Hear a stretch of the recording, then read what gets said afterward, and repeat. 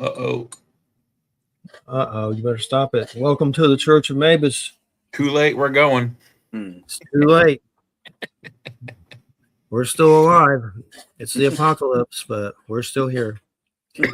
We're in a bunker with all the yuppies. No, we're not. But we're still moshing to the apocalypse. And the apocalypse is running late, but it may be on time. Definitely looking pretty crazy right now on multiple levels.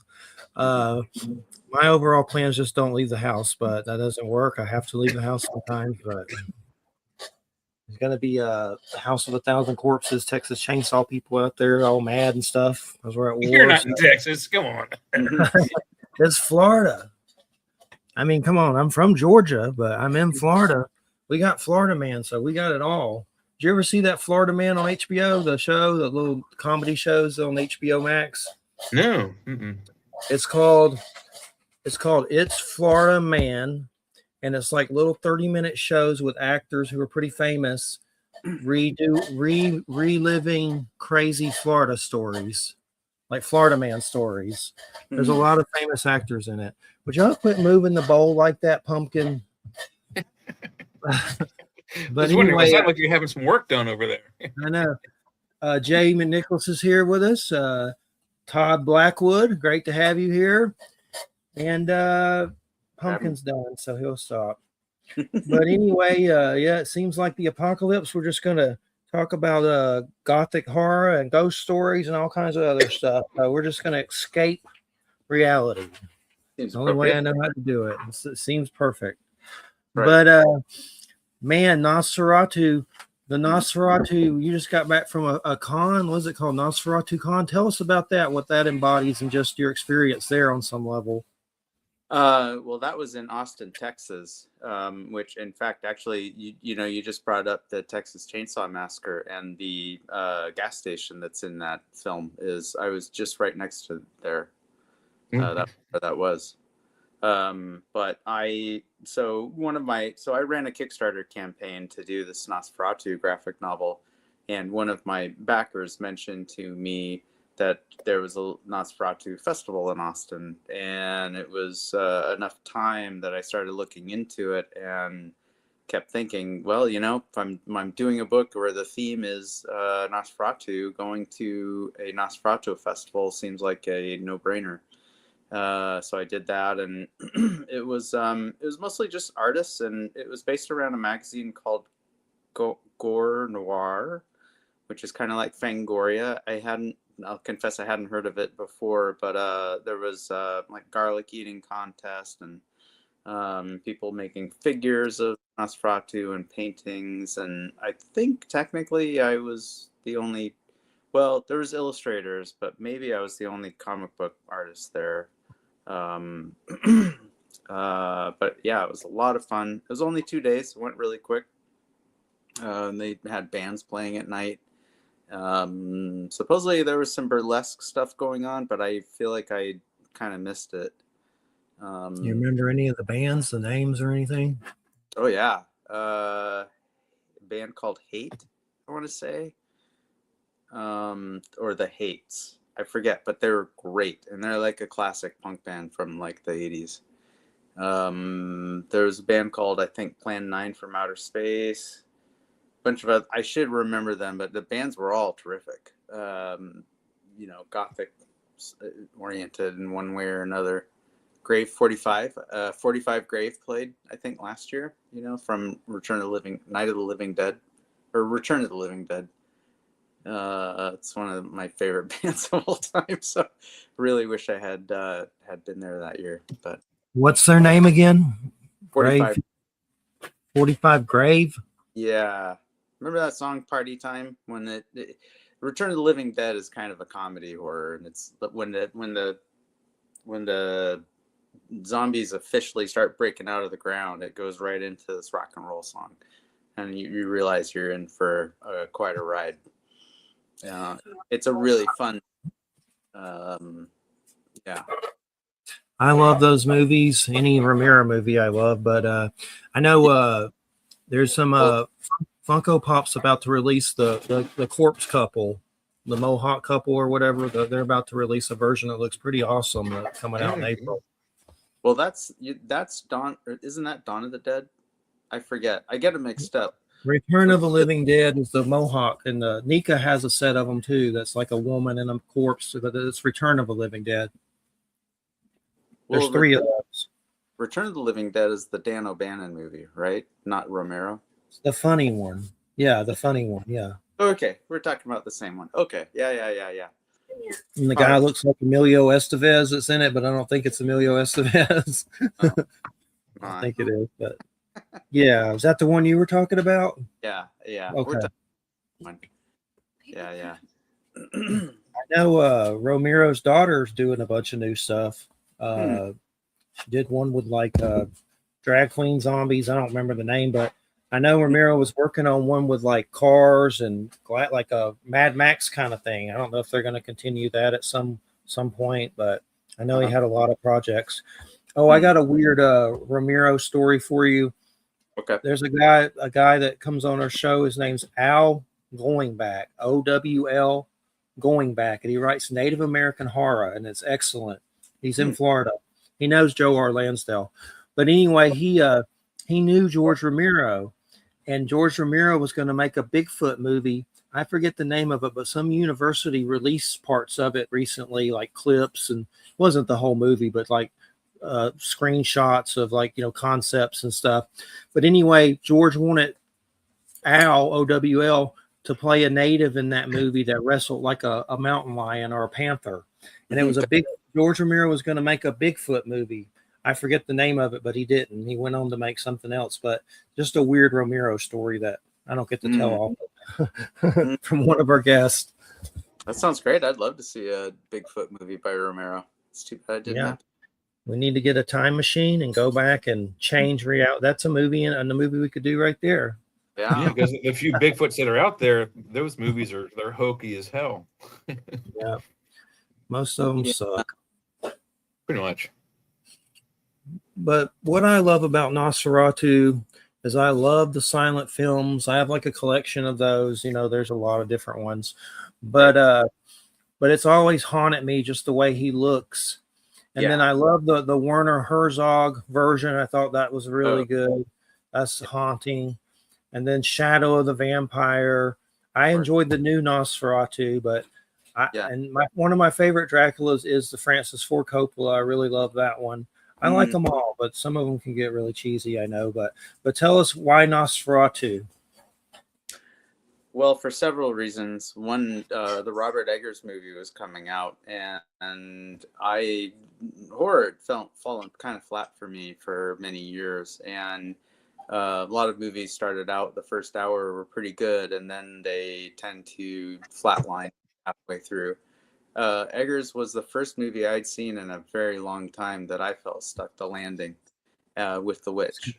And the first thing I wondered was, okay, what's this guy doing next? And he immediately brought up Nosferatu. So I had been anticipating it since 2013, quite a long time.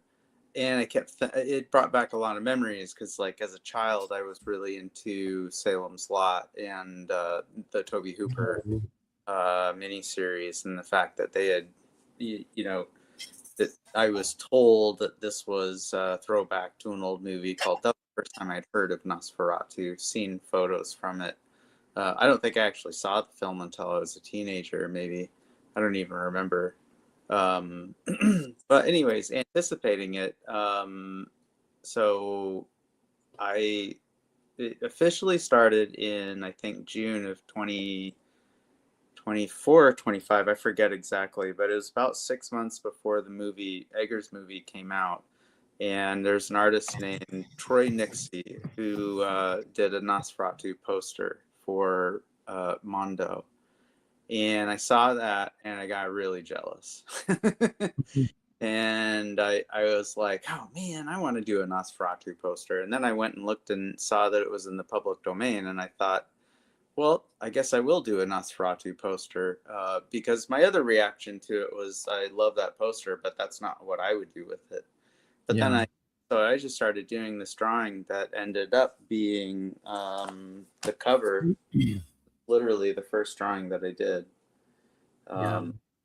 And then I posted it somewhere on social media, and someone messaged me and said, "Oh, are you doing a Nosferatu graphic novel?" Because I have a background in comics and animation, and I was like, "No, of course not." And then I thought about it for a second, and I thought, "Wait a minute, why not? Like, why? I've got enough time." It was in June, and I thought I could clear my schedule for the summer and work on this book and either find a publisher by September or run a crowd fund around Halloween, because I'd wanted to do gothic horror as in comics. I realized if it was left up my own devices, ghost stories were really the place I felt most comfortable. And it's also something like H.P. Lovecraft is in the public domain. And I started thinking about, because you can want to draw Spider-Man all you want, but they're not going to let you do that unless, you don't own it. So I spent the summer, I mapped out the entire book. So I made all the important decisions of what was going to be in the story based on the old silent film, of course. And two things happened. First of all, as I started on it, it was a very sudden decision, and as I started laying it out and then drawing it, I suddenly realized it was a silent film, and I was going to have to write some dialogue. And I'm just kind of making all this up on the fly. So I got out. I had 2 copies of Dracula, and I basically destroyed one of them by going through and annotating each chapter, the Bram Stoker novel. And I wanted to know what happened in each chapter for reference. And then I wrote down by hand every single line of dialogue I could find in the book. And then I went through, so I just laid out the book visually. But then when it came time to write dialogue, I started seeing what lines from the dialogue from the Dracula novel actually might plug in. And a lot of it worked. Even if it didn't work intentionally for the scene it was in, I could take a line and put it in there. And since it was all public domain material, there was, no reason not to. But I also had to write a lot of stuff myself.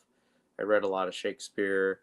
I read all kinds of different things I could get my hands on, and that was almost the part that I think I kind of enjoyed the most, was writing the dialogue. It was really fun and very satisfying. And what goes through your mind? Like, I love to talk about the historical version of Vlad the Impaler. We've had Victor Foya that's wrote some fantasy books about him on, and there's been Michelle Desrochers, but it's kind of a rare subject to get into, but I love getting into it. But as far as I like the Nosferatu from Eggers, and every movie he's done, I've enjoyed a lot. And but he seemed to try to keep Vlad in there a lot, and because the guy looked like Vlad a lot, didn't he? I don't know if that's the actual mythology. I don't know if the mythology was intentional or not. I have a lot of questions about the Eggers version. I'd love it if there was a deluxe, like 3-4 hour version of it and lots of deleted scenes. I have no idea. I think that he made some really interesting decisions that ended up being really different from everything that I did. But I in my research, I didn't do any of the Vlad the Impaler stuff. For me, because we're talking, I think, about the origin of Dracula, correct? Yeah. Yes. Yeah. So do you know what scholomance is? Yeah, that's so weird, because I ask people that question all the time, and a lot of people don't know. But I've asked Stephen Flowers, which is a guy from Temple of Set and like a rune master, and I've talked about it, but a lot of people don't know. He didn't, but it's very interesting. What do you know about it? Well, what I understand about it, so I think Eggers and I were reading. I can tell we were both reading Montague Summers, and Montague Summers was a guy that wrote. He was a turn of the century guy who believed in. He wrote books about. I have one of his books on hardcover. Yeah, you know what I'm talking about. He wrote books about werewolves, vampires, and the devil and stuff, and he believed in that stuff apparently. And I think I can't remember if that's where I heard about Scholomance, but anyways, the way I understand it is that in like the 1400s. What are y'all doing? Sorry, dogs. Oh, go ahead. Sorry, dog. Scholomance was the school run by the devil who trained 11. He had 11 students, and he trained them all to be vampire. And I might be not getting this correct, but trained them to be vampires, control the weather, and ride dragons. And they had dragons, at least a dragon or dragons in this lake. And I know the lake is a real place in Romania, I believe. I don't know where the myth of this school came from exactly, but he then took the 11th student for his own, whatever that means. I don't know. Yeah, it's something like I don't know exactly the numbers 9 or 6 or 11. I don't remember, but somebody has to stay behind with the devil, right? Or something like that. It's kind of a weird thing that they don't seem like there's any roots to it. Like I've searched for it, asked people, and trying to figure it out. I'm trying to figure out where it is. I'm just kidding. I'm not. But there's not much to it, but it's weird. Well, it doesn't that also mean there's 9 other people out there who are just like Dracula? I mean, if Dracula was one of 10, I think it's really interesting. Hasn't been used a lot for fiction. There's some weird fantasy book about it, but it doesn't even seem that has that name, but it doesn't seem like it mentions any of that stuff. Yeah, I'd never heard that before. I've always liked the name. Yeah. I mean, I did all kinds of research, and some stuff was really hard to research. One of the things I found was that the word vampire goes way back. So I put that in one of the scenes where the Dr. Bulwer or Professor Bulwer, he's basically the Van Helsing character, explains how the people think that the word vampire is a Romanian word, but it actually goes back. It predates ancient Greece. So there's vampire myths from a long time ago. Not that I'm an expert. I mean, I was kind of working fast and loose with the material. I think Bram Stoker probably did the same thing, and the people who made Nosferatu were clearly working some of their own ideas into things as well. The thing that drives me a little crazy about the company that made Nosferatu is that, so they got sued by Bram Stoker's widow for copyright. Apparently they must have thought Dracula the novel was in the public domain, and then found out the hard way that it wasn't. And Nosferatu was lost for a long time because they ordered all the copies destroyed, and luckily someone hid one away, and it resurfaced, I think, in the 60s. So it's only recently that we were able to see it again. But they had apparently this was supposed to be the first of many films that they were going to make that all had occult and supernatural stories or themes going on, and I have never been able to figure out what else it was that they planned on making. Really weird. I know he did False. That was pretty weird. That's one I'm familiar with. False. Right.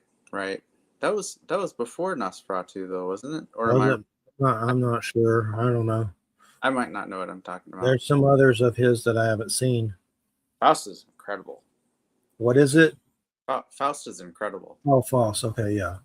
Yeah, it's creepy, really. Was I pronouncing it wrong? Is it Faust? I think that's right. It's Faust. Yeah, Faust. Yeah.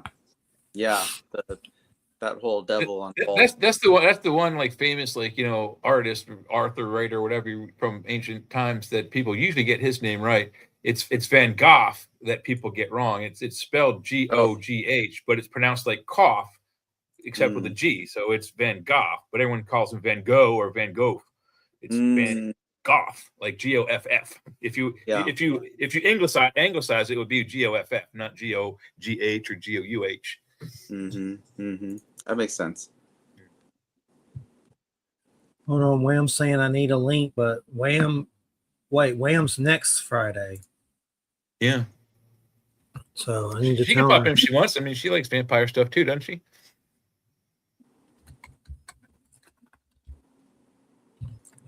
Yeah, she's So, she's okay. I'm just well, gonna tell her. well, if you want, go ahead. If you want to message her, I got a question for Todd. So one of the things that's always bothered me, particularly with the recent what they've done with the Star Trek universe, when they get what they call the JJ verse or the the alter verse, whatever. In time. He had a chance to reset the clock. Yep. They took Star Trek and they pulled it out of the timeline and they put it over here. Yep. And he redid Star Trek II: The Wrath of Khan. And it's like, what the hell? You want to curse at the dude? You have an entire universe at your fingertips to create. So, knowing that, did you know when as soon as you found out you had free reign? Yeah. Nosferatu is out in the domain. Mm-hmm. You can do whatever you want. There's Right. 80 years? Yeah. At least 80 years worth of vampire lore in movies, not just books. Right. And each movie it gets different. There's a new power. Some powers aren't really a part of the real actual vampire lore, but they're added in to beef up the movie, franchise version. Right. But you got pretty much two schools of vision. You got the ugly vampires, and you got the pretty vampires. That's when Christopher Lee and those guys come in. Yeah. So knowing you could take this Nosferatu and go and remake it, what did you do? Did you add anything? Did you take anything out? Did you? Please say you made it better. Let the audience know. Well, I wouldn't. The making it better implies that there was something wrong with it in the first place, and I don't. So, like, the difference between me and J.J. Abrams is that it's Alex Kurtzman really is that they both hate Star Trek. They don't like Star Trek. They think Star Trek needs to be fixed. And I think that is fundamentally where that whole thing went wrong.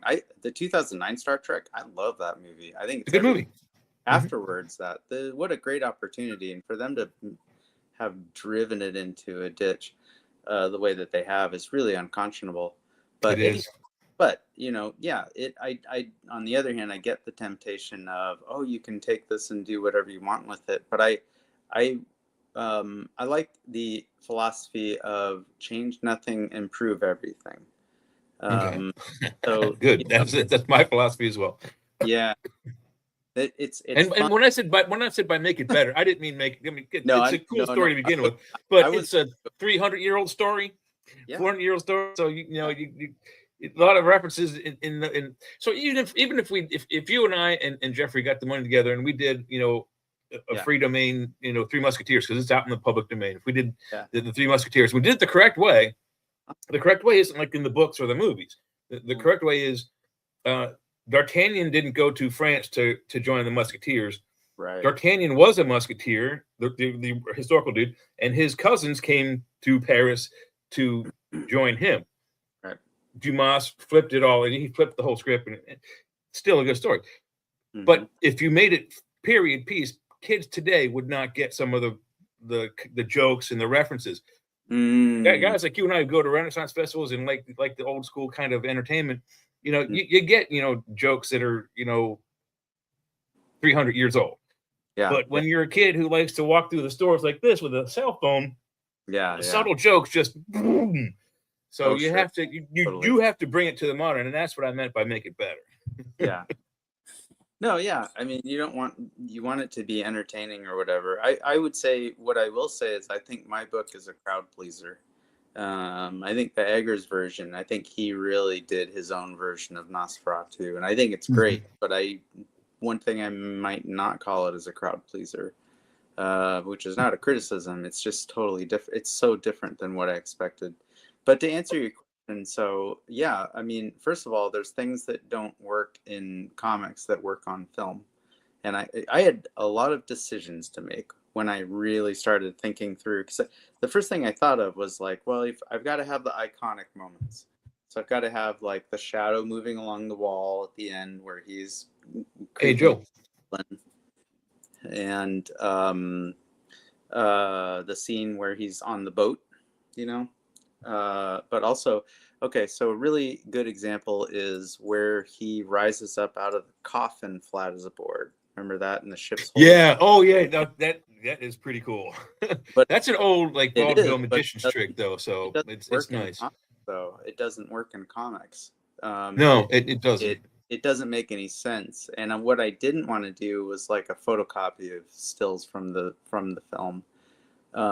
So I had to think through, because that was a real challenge. I thought, well, how do I make this work? And so when you see what I did, I basically, the coffin blows open, and then he sort of forms out of a smoke. And he starts out as a skeleton, and sort of tendrils form. Kind of materialize inside out. Sort of. I mean, it might be easier to show. I don't Yeah. know if you want me to, but Yeah, but go ahead. you know, also I put H.P. Lovecraft stuff in there. Oh, 'Cause nice. yeah. So that's my sequence of him. See if the coffin exploding, and then I also did something. So he always has his eyes bug-eyed open, and I Show us made the picture on the right. yeah. Okay, the next one. Yeah, there we go. There we go. Made a And the point. eyes. Yeah. Sure, his eyes were Looks closed good. because Dude, you drew that? That's wicked cool. I did, but I made That's it wicked cool. making sure his eyes were closed because I wanted them to suddenly open and have that Yeah. be a scary moment, And that's really and one thing you could do with the comic that you can't do you can with certain special effects, but it's just bad for the actor's eyes.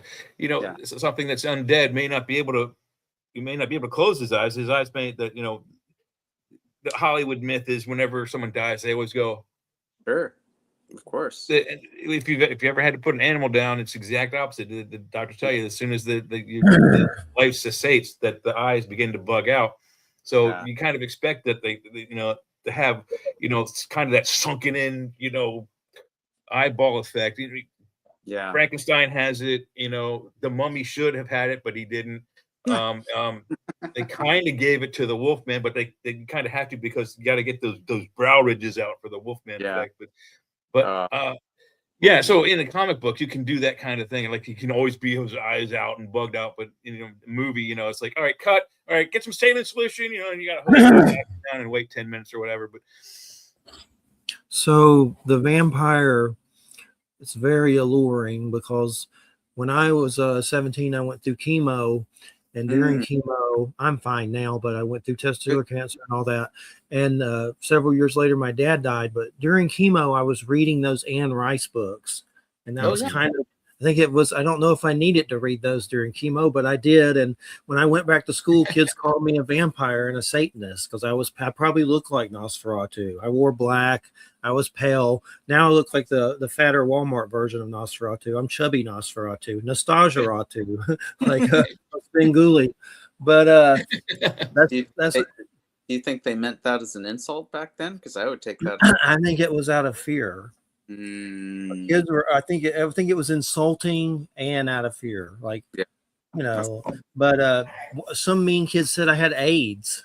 Like, I was a virgin that just went through testicular cancer, and some little jackoff has to say I had AIDS. It's like, that's kids for you. No wonder there's crazy, spree shooters and stuff. Yeah, kids. It's horrible. Yeah, I'm sorry that happened to you. But you're Appreciate doing it. And I'm still kicking. Yeah. Capricorn. So the same, right? Great. Especially Capricorn's got weird devil shit, they say. That's what all the tarot people say. It's them goat legs, man. I don't know. Yes, we're goats. Wow. But what about the vampire was alluring to you? And I think part of me grasped onto that immortal concept of living forever, and the sexuality. I grasped onto it because I was dying. It spread to my stomach and lungs. It was like, what else? That was the only thing to hold on to. Yeah. And it stuck with me on some weird level. But what about the vampire for you? For me? Yeah. I love how versatile it is. And are you a vampire? Are you a vampire, sir? It's probably the first monster I ever was aware of. I probably saw the Count on Sesame Street. Very much. Yeah, or it could be. It had to be him. Maybe Count Choculator. Love the Count. I saw your art, by the way. It was very cool with Big Bird fighting the count and stuff. And Oh, that's funny. yeah, those are very fun. Jay, did you get that open? Those drop files? It didn't work in my phone. Let me try in here. I came down You and get it open and see if he can put up some of this stuff, right? It's okay to show it. It's okay to show it, but I don't know if he can open it because I know I connect. Oh well, you. I sent it to him. I was like, I don't know if you can open this, but yeah, let me try. Because I wanted him to see it so he can know what ask questions and stuff. Mm-hmm. But he may not be able to open it. I have it. It's just I suck at doing technical things. I can do it though if I need to. Yeah, I would. Let me see. Open it. Oh, I think I saw what you talking about. Sesame Kaiju. Yep, that's it. Maybe you can open it. Yeah, but we always get secret stuff. We keep it top secret. We get publishers send us PDF of books and stuff, so we have to be very careful. We're very careful. Mm. All right. Well, I got. It looks like the Count versus Kermit as what's the turtle monster? Now, what he can show though? Can he show that stuff? Is that okay? Yeah. Gamera. Okay. Gamera, yeah, Gamera, yeah. That is the other Godzilla, the kinder, gentler Godzilla. I love the Count though. It's always creepy how like Vlad the Impaler Dracula is on Sesame Street. You know, the baby eater that drinks blood, and he's 1, 2, 3. There we go. Yeah. Oh yeah. Nika has a new Count figure I really want to get, and that's the only one I would probably buy. But it's of the Count. Nika just put out a figure of the Count. Yeah, I would love to see that. It looks good. Yeah, well, 100% is a little big. Okay. Yeah, we can't make it a little bigger for the audience. I would get a Count tattoo. Yeah. Yeah, I drew these for my nephew, and they took off. Okay, there we go. Very, very cool. And so this was it was a manga or what? No, these were just a bunch of prints that so my nephew and I were watching the old Godzillas when he was little, and he got a little spooked when we watched Godzilla versus King Kong, and I had to catch myself and not laugh, because I knew it wasn't funny for him, but it was a little funny for me. And I couldn't stop thinking though I thought, God, it's so funny that he's spooked by it, because Godzilla looks like Cookie Monster to me. So I had a comic book show coming up, and I had all these like prints and different things I was making, stuff that I thought people would be into, like Batman, Spider-Man. And I happened to do a recreation of Godzilla versus Monster Zero, but with Cookie Monster and Big Bird and Grover. Super Grover was Rodan, and Bert and Ernie are in there. And I took it to this comic book show in Seattle, and I tend to not pay attention to social media when I'm, doing stuff like that. Mm-hmm. But I noticed it totally exploded. It went viral, as they say, and I ended up getting an offer from a company called Pop Killer, which is a Japanese retailer down in Los Angeles in Little Tokyo. Mm-hmm. And they asked if they could sell T-shirts of my designs. So I did the Big Bird one, I did this Gamera and the Count one, and we just released a Godzilla versus King Kong one. They should be in the folder. They are, yeah. Let me go back and I can. I mean, if you want, but you can go to popkiller.com. Oops. It's always good to have visuals on the show. People bring show visuals and bring files. It helps. Yeah, that one was really fun. Yeah, that was really cool. I was just watching Muppets Treasure Island and the new Muppets with Seth Rogen and stuff, and hopefully it will take off. But they're measuring how many pilot views there were going to be to determine if they made a season of it. It's on Disney. A new Muppet show. Yeah, I love it. Oh yeah, I heard it was coming back. That's awesome. All right, so this is the I guess it's Cookie Monster is Godzilla. Who's Grover? Oh no, Grover's Godzilla. Who was the blue guy? King Kong? Cookie Monster is King Kong, and Grover is, yeah. Gotcha. Okay. Yeah. All right. Now let's look at the other one. This is the Big Bird. Big Bird is Ghidorah. Yeah, that's the one. That's the most popular. Awesome. That is awesome. That was the one. Those are their own shirts that people can buy. Those shirts. That's awesome. I saw prints of him at So shows. Grover is Rodan, Yeah, Big Bird people is Ghidorah, and then Yeah. Cookie Monster Godzilla here, and, Yeah. and then there's the EDF right there. yeah, That's yeah, awesome.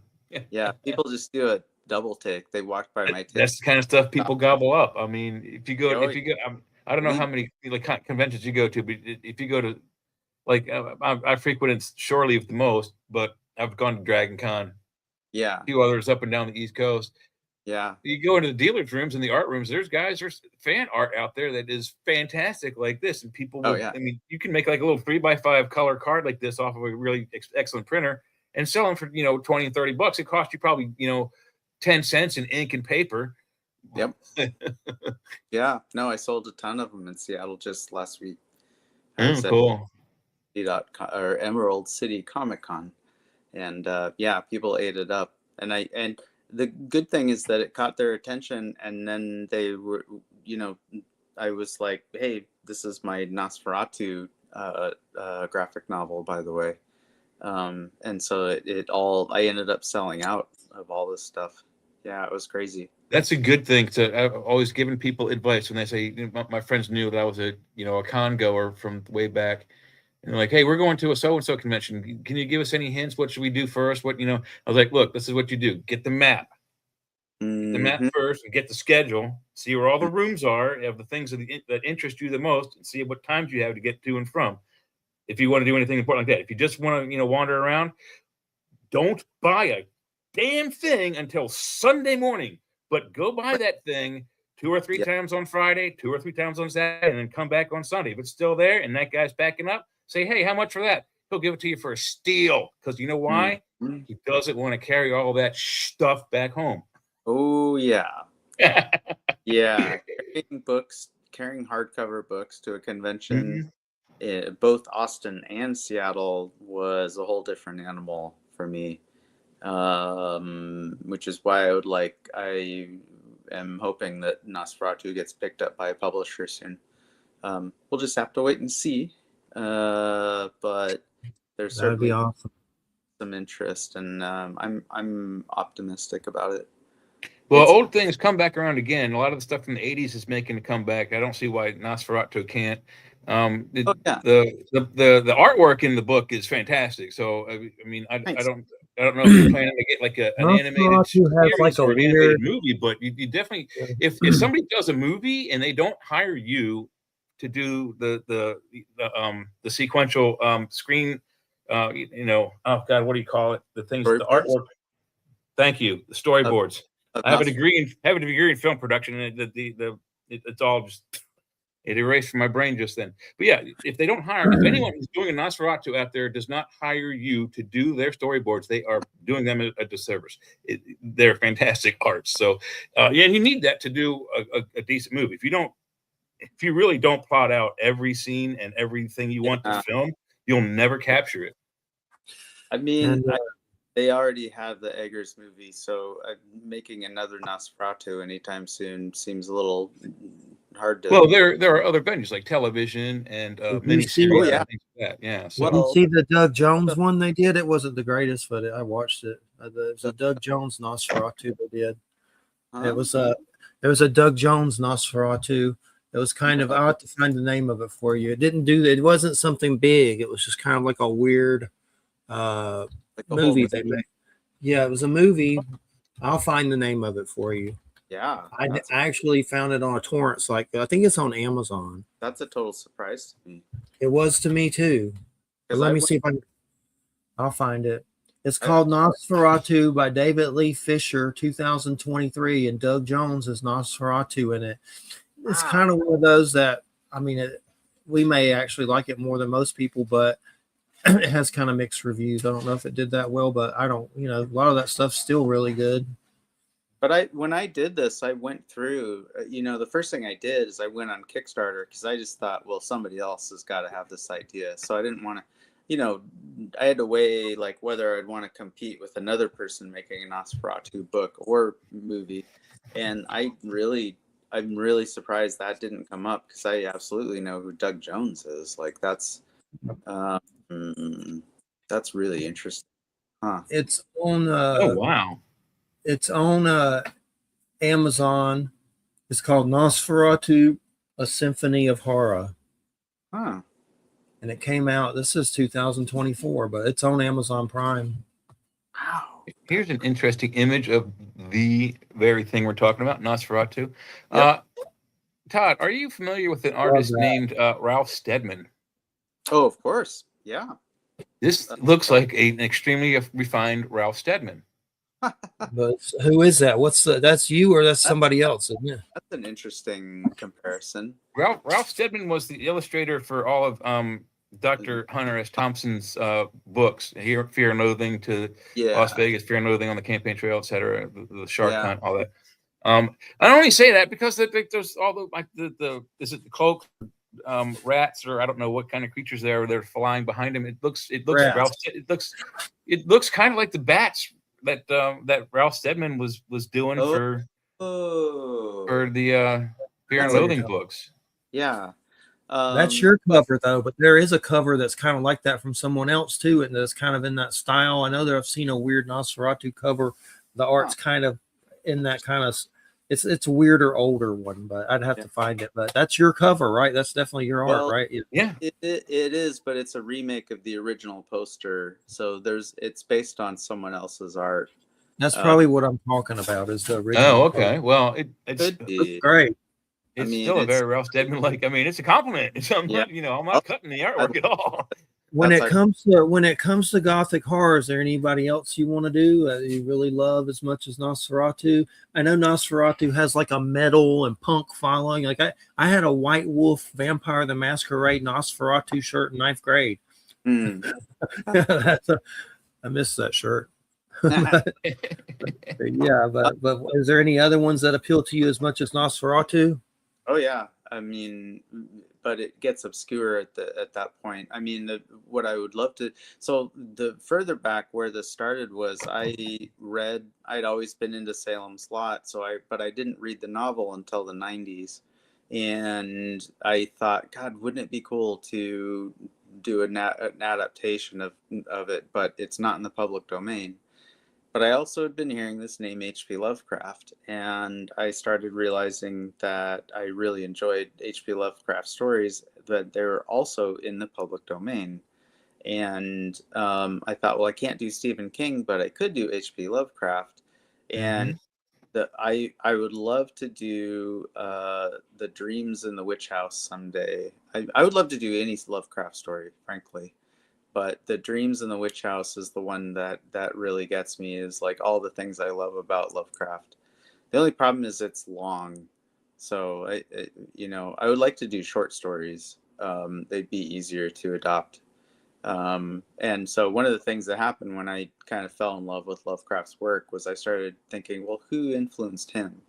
And that's when I discovered that there were all these older ghost story authors out there whose work really held up. Lovecraft wasn't the only one, and that he was influenced by, as much as he was an influence on others that came after him. M.R. James is a good example.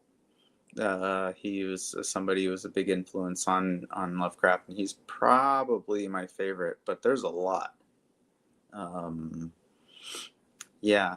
And the Graveyard Gallery, that's your new project, right? That's the 50 ghost authors and definitely get into that more. That's fascinating. Yeah. I don't know a lot of those ghost authors. Like the only one I think of is like Shirley Jackson and stuff like that, but I know there's like a million of them. I love Shirley. Well, again, I would kill to adopt some Shirley Jackson. In fact, one of the things I started thinking, so Nosferatu, I started thinking of authors. It didn't occur to me that there were films in the public domain. So the first project I started doing was a short story by Shirley Jackson, and I did the character designs. It was only like 10, 20 pages, but I got it laid out and pretty ready to go, and then all of a sudden I realized it wasn't in the public domain, and I was like, I can't believe I let myself get this far down the road. But I also started thinking, well, it can't be that hard to, who has the rights to these that could give me permission? And also in some cases, I do believe it's something like 80 years, but it's something after when it goes if the estate isn't Not really, active Jack. after like 80 years, you Not can been- it can be purchased for like, and it's like, you know, a simple fee, like 60 or 70 bucks at a patent office, I think, something to that effect, and then it can become yours. But you have to, yeah, you do have to keep an eye on that thing. That's what killed the movie Heavy Metal, is they put all this great music in there and they didn't go and, you know, pay for any copyrights, and they went ahead and just premiered the damn thing. And then all these bands were like, I think for the exception of Devo, all the bands that were on there were like, wait a minute, where's our cut? Devo was just happy to get their stuff out in the national domain, but everybody else was like, wait a minute. Well, yeah. Oh man, that's too bad. Yeah. I love that movie. When did it come out? I mean, it came back. It came to DVD like in the 90s, I think, 93, 4, 5, What 6. movie? What movie? Heavy Metal. Heavy Metal. Oh, yeah. I think it came Love out in 77. It was quite a Love while. the soundtrack. Yeah, the movie Love- was 77, 78, but it didn't come. It didn't come out onto video or disc until like 96 or 93, somewhere in the 90s, when they had to go through. They went through like 20 years of lawsuits, and once they got everybody paid off and happy, they were able to produce it as a DVD or VHS. I think it came out in VHS probably first, and then DVD later. Yeah, I used to go to bootleg conventions of Mhm. for music and videos, and It was the only way you could see it, was at a Star Trek convention in a bootleg theater. Yeah, it's lots of movies that are still. I think Something Wicked This Way only came out on streaming, and Disney just like last like 6 months. But I think it was impossible to find before that. It's not that it was impossible to find. Disney is notorious for this, and especially with their like DVD and their VHS videotape clubs. Like, you know, it's like the Columbia Book Club. They take movies and they vault them. Yeah. They don't produce any kind of merchandise, nothing at all. No T-shirts, no toys, knickknacks, no DVDs, movies, nothing. And then they'll roll that out of the vault, and they'll take another few selections that are current at that same time, and they'll vault them.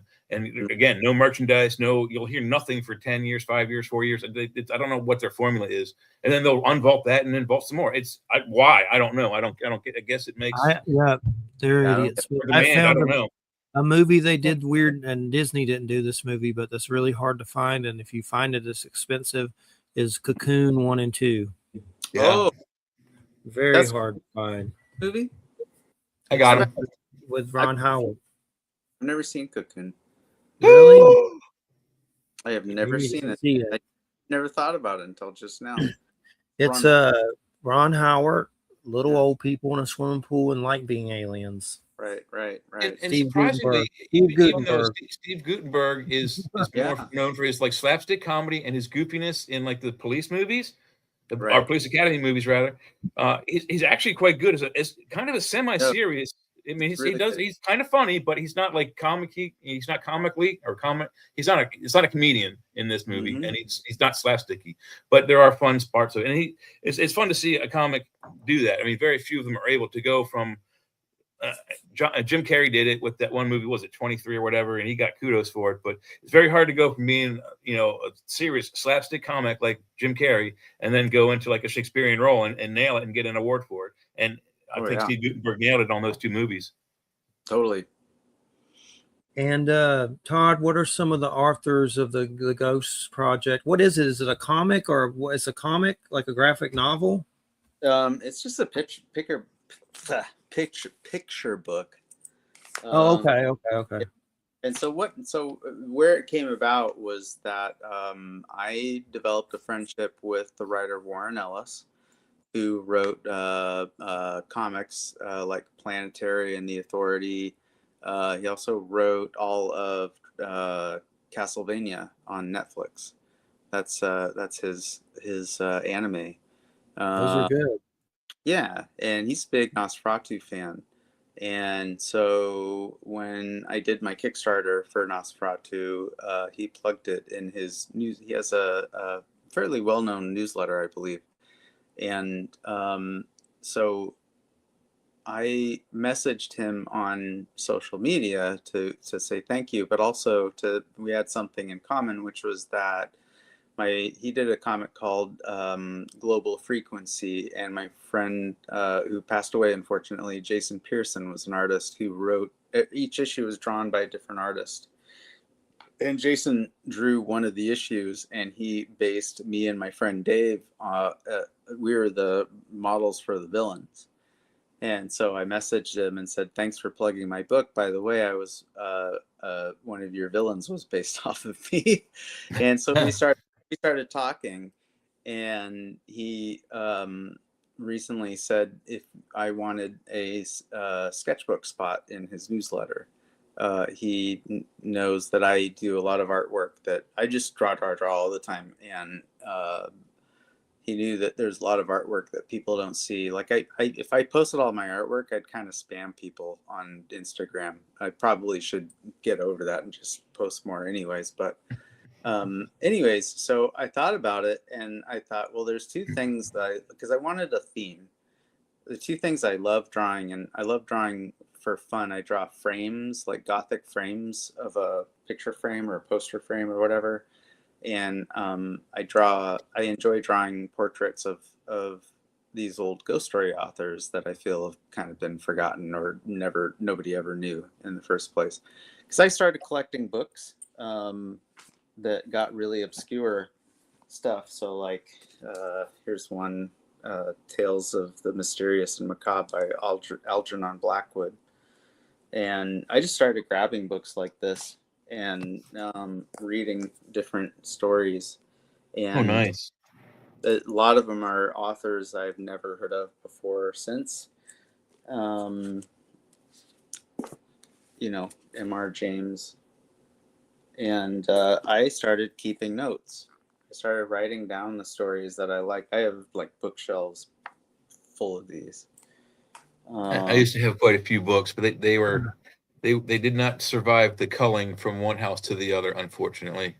Yeah. Algernon Blackwood, that's a big one. They did one Wendigo. I think we've talked about that on some of the Skinwalker shows. Wendigo, like there's some story. Yeah. I think my Wendigo book did make it. He did a story. Well, it's pronounced? I assume it's pronounced Algernon Blackwood. I don't know. I don't. Wendigo. Yeah. It's Wendigo. Yeah. That's one of the Wendigo stories is the Wendigo. Yeah, it's great stuff. I'm from Georgia, so Wendigo. I do have a good question for you. So, it seems to me, I do like a good few horror movies. Not so much into the literature. I have an art background. I went to Savannah College for Art and Design. I have degrees in film and video production and still photography. I also paint, but it seems to me the formula, at least for Hollywood, is not the real monsters don't always sell. I mean, Godzilla, it's a hard sell no matter what. It doesn't matter how bad the movie is. People will go see it. Yeah. Godzilla versus Megalon, hands down, the worst Godzilla movie on the planet. But I love it. It's my favorite Godzilla movie because my cousin took me and my brother in at the time, we had a family trucking company. So he drove me and my brother in our family's cab. It had our last name on the side of the doors. Drove us to the movie to watch the movie theater in his truck to watch it. Great movie, horrible movie.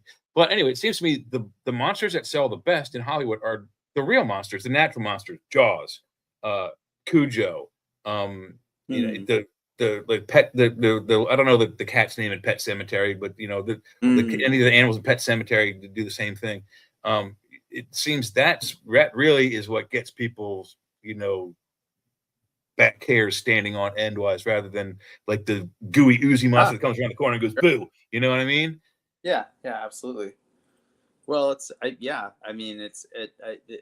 to wonder why people like horror in the first place. And I certainly wondered. And I know a lot of people that want nothing to do with horror, and it makes sense. It's not for everybody. But I think for some people, it's a way to explore fears in a safe. You wouldn't want to be in that situation in real life, but seeing it on film and being able to explore it safely is probably has at least something to do with it. And the more realistic or relatable the threat, then that makes sense. Of we've all been in the ocean and wonder if there's something with giant teeth that's gonna try to bite us. Yeah. I know. I know. That's why I will not go into the oceans ever again. We saw Jaws when we were kids. My parents, God bless them, they probably should never have taken us to it, but it was kind of a hard sell. We were actually, it was 77 is when it came out. We were in the theater watching Peter Graves. We were watching Peter Graves in a movie called, it's called something else now, but in the movie theater it was called Man, Myths, and Monsters. And I kind of like forced my dad to take the family there because I started researching UFOs and Bigfoot when I was like 10. And so 1977, I was 11. So I was a good year into my studies.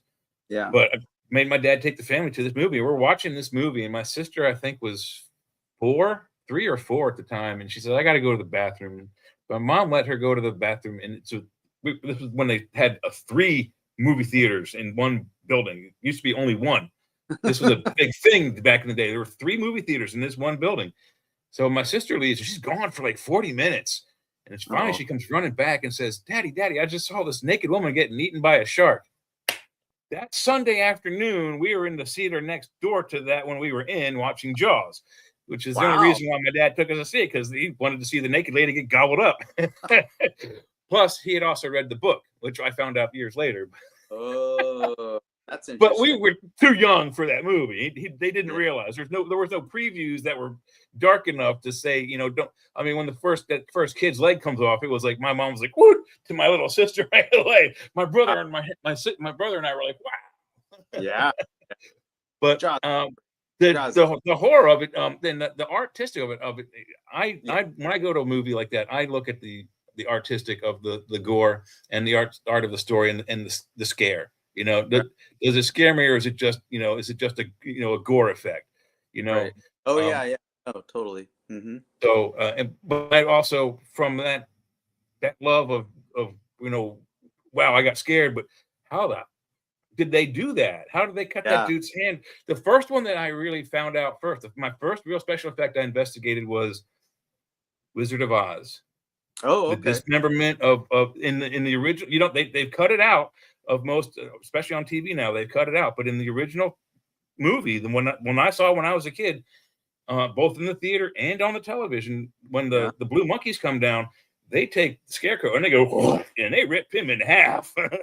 And then you see his legs like 3 feet away kicking like this, and his body 3 feet away doing this, because they got another actor with the legs doing. So I found out how they did that special effect out of pure curiosity for the art of how did they make this guy disappear and get cut in half like that. Right. I found out as a little kid, and from that point on, I've been fascinated in trying to find out how they do the gore effects. So I know how to do a few, not all, but a few good ones. I love movie magic. I love that stuff. I love how I have a good personal movie magic story for you if you like. Sure. I was doing my senior thesis for video. It was going to be like a comic book hero called the Cudgelist, who gets killed and gets magical powers, and he can pull weapons off of his t-shirt, that weapons that he teaches in the martial arts school. So he can pull a pair of nunchucks and a tonfa, and they become real. And it's a whole convoluted story. But anyway, for the ending of it, he gets into a fight with the main bad guy, and he kills him with a war hammer and smashes his skull open. Okay. And the inspiration for that was the original Toxic Avenger and the Camaro. They run over the kid's head. Still to this day, I don't know how they did that one. I'm pretty sure it was a watermelon, but I'm not positive. It's pretty good looking though. It's pretty close to. It was bad, gross, but I wanted to have a similar effect, but I wanted it to be more realistic. So I took a bunch of fruits, coconuts, melons, honeydews, the brown ones, the green ones, small watermelons, just to figure out what would be the best thing to find that makes that head get cracked and break open. And it wasn't coconut, and it was the brown one. I think it's the one that's brown outside and orange inside. Is it the honeydew? Okay. I don't remember. Anyway, but it was actually green inside. So I cut the top off, cored it like a pumpkin, filled it with Caro blood, which is just canola oil with coloring in it. Right. Put cauliflower in the blood, and then capped it with railroad spikes, and we put a wig on it, put a dummy's body behind it. And I have this roommate who's 6'4", big dude. And I had a real Warhammer. It was made out of metal. And I said, all right, ready, action, hit it. Because this is a special effects test. I had to make sure it worked. So this was for my video class to just make sure my teacher knew I was doing work on my movie. So my roommate goes, wham, and clobbers this melon. Nothing. Oh, barely a sound. I'm like, you're kidding. I mean, he's got this big, 4-pound piece of steel. All right, I hit it again. Wham, and it kind of wiggled a little. I'm like, didn't work. Like, one more time. Third strike, it cracked like an egg, which is what I was looking for, and it opened up, which I was not looking for right away. I just wanted it to look like the head just went and broke open, right? Yeah. Well, it split open like an egg, and the cauliflower came and fell out, and then all the blood came out behind it, and we were like, high five, cut, take. I mean, I thought we were going to be doing this for like 30 or 40 minutes, maybe an hour and a half. It was like 10 minutes of setup, 3 strikes. I'm like, my homework's done, dude. Let's go get wasted. I showed the video to the class because we had to for critique. Mm-hmm. I played it. All the girls in the room went, ew! And I went, thank you. And I sat down. And my teacher's like, that's come what you back want. up here. And I'm like, what? He's like, you need a critique. I'm like, no, I don't. I got my reaction. You can say all you want. I don't care what you say. Yeah. I got what I needed. And I got an A for the day, but wound up never making the movie because my actor on the first day of filming said, I don't want to be in your movie. I'm like, what? Yeah, sucked. But I still have the script. Yeah. Okay. Well, that's good. So tell us, Todd, about the ghost story more. Like, it's going to be a picture book of just like art from the covers, or I mean, is the ghost story going to be in it too, or how's it going to be? No. What it is it's just going to be portraits of different people, because I feel like these authors have all been forgotten or nobody knew about them in the first place. So for example, the guys I have on the screen here, is this where we're going? Those guys? Yeah, there you go. You ever heard of Gordon McCraig? I have not. I have no idea, but I'm willing to learn. Why I'm making this book. So I love it. That looks really good. Yeah. What about the guy that did Great God Pan? I always hear of that story. Arthur McMahon. Was it Great God Arthur McMahon or something like that? Well, I have so many names that I could do like 3 of these books easily. I have 50 names so far, and I should just keep doing them if it's successful. Yeah. I can't. Are you gonna do Kickstarter or what? Yeah, that's my guess. Is I'm probably gonna do a Kickstarter in the fall. But I have all the names written down. It was a question of settling on them, but also it was a question of whether there's any evidence that they ever exist in the first place. Like I have one story that there's no photos, there's no information. I have no idea who this person was, other than this one story that was published in a, some Weird Tales magazine or book or something. I don't even remember. Like, I've been writing these stories down for like 10 years. And it's just like, oh, this was a good story. And I have pages and pages and pages and pages of notes. And the 50 I have here are just me trying to whittle it down to something manageable. So the criteria is they have to be deceased, and they have to have written something that was qualifies as like supernatural horror-ish. But I frankly also have to be able to find some sort of photograph of them so that I know what they look like. Because I can't make up what they look like. And then I, luckily I also have the story written down of what I read that I really enjoyed. So like Gordon McCraig, he wrote The Case of the Sinister Shape. There's another one though. So something that they did back then that people may or may not be aware of is that a lot of these writers also had like supernatural like detectives. That was a big thing at the turn of the century. Mm-hmm. I think H.P. Lovecraft even had his own version. Well, I mean, the big ones I can think of are Sherlock Holmes. What's Yes, Chan? Is it Chan, the Asian but one? those are detectives. They're not supernatural detectives. Oh, yeah, that's true. Well, I mean, one might say with Sherlock Holmes is, and everyone gets it wrong, he doesn't do deductive reasoning; it's abductive reasoning. Yeah, But what he does do is pretty fascinating. I mean, like he looks in the room and goes, I mean, it clicks out the things that he needs. Like, oh, yeah, I know exactly what happened in here. I mean, that's kind of a superpower. They did do Batman a disservice in giving him that as well. I don't know if you're recently aware of this, but they gave Batman a superpower, which is he has a hyper analytical brain, which is what makes him a great detective. And I'm like, why? I mean, that detracts from the entire 70 freaking years of history of Batman alone, where as a kid he goes out and trains himself to be a detective to find the guys who killed his parents. You just ruined it by giving him a superpower. Yeah, he's hyper motivated, is what he is. Yes, exactly. That's probably a better superpower. And really good. And he's I mean, like he's and he's rich, so he makes lots of cool stuff. Yes. But I mean, Sir Arthur Conan Doyle, the guy that wrote Sherlock Holmes, he did lots of supernatural stories. So one of the other things I'm doing with my list is I'm putting names on there that people haven't heard of, but I'm also putting names on there that people have heard of. So like Mary Shelley is on there. She wrote a story called The Mortal Immortal. So in other words, I'm trying to point out that these people wrote things more than what they're famous for. And it's just things that I enjoy, and they're obscure, and I just want to share with people, and it's something I can kind of do in my spare time. And it gives me a certain cohesiveness. So when Warren puts this in his newsletter, which I think starts on Sunday, I'll have one I think each week. And then do 50, and I'll run the Kickstarter, and we'll see what happens. It's very cool. It sounds almost kind of a League of Gentlemen-ish, the thing that you're trying to do. Sure. Because what they did is they take iconic, you wouldn't think Tom Sawyer was this gun wielding superhero kind of bang shoot 'em up, but the League of Gentlemen was that's they kind of brought life back into Mark Twain. I thought it was a fantastic movie, but the whole concept of the idea was it's brilliant. Well, have you read the comic?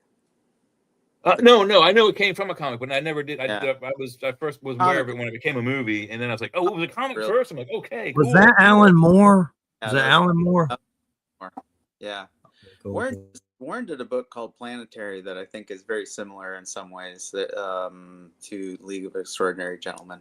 Mm-hmm. I've never seen the film. I've heard it's terrible, frankly. I enjoyed it. I'm strictly as a filmmaker. I thought it was great. A lot of people don't like it because it's like Supernatural, the TV show. I for years and years I didn't go and watch the Supernatural show because there were other shows on like Once Upon a Time, which took old fairy tales and kind of weirded them out and modernized them and whatnot. Turns out that the Once Upon a Time in Wonder with the Alice in Wonderland, that little 2-season show was really good, really well done. But I stayed away from Supernatural because I thought they were going to take old monster myths that I knew well, Dracula, vampire, werewolf, lycanthropy, all that stuff, and just it all up, just destroy it. But one day I was bored. The show was on. I was like, yeah, what the hell? My friend Dennis likes it. My friend Dennis and I have similar likes in television. It can't be that bad, right? Yeah. Book for a show. But when people see something that is, they're used to a certain way it was, they tell they were taught as a kid, and they've changed it. It's a sour taste. Yeah, reading the book things are based on can be a double-edged sword. For me, I'll give you 2 examples. I love Michael Crichton novels. I do too. Fun, and you can't put them down. You're basically going to be reading those the next 48 hours. And I hated Jurassic. I love that novel Jurassic Park. I hated that movie.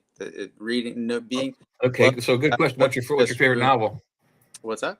What's your favorite Crichton novel? Spear. Really? Yeah, I love Spear. And cool. and it's interesting because I hadn't thought about it in a long time, and I'm listening to the audiobook again, which I found, and I'm curious to rewatch the movie and see if it's not as bad as I remember, because that was another one that I saw the film and I just was like, Is that Dustin Hoffman? I think it was. Yeah. Wasn't it? Dustin Hoffman. And Sharon Stone and Sam Jackson, I think. I just saw Yes. it. I love Eaters That of is the the Dead. lineup. You I love love what?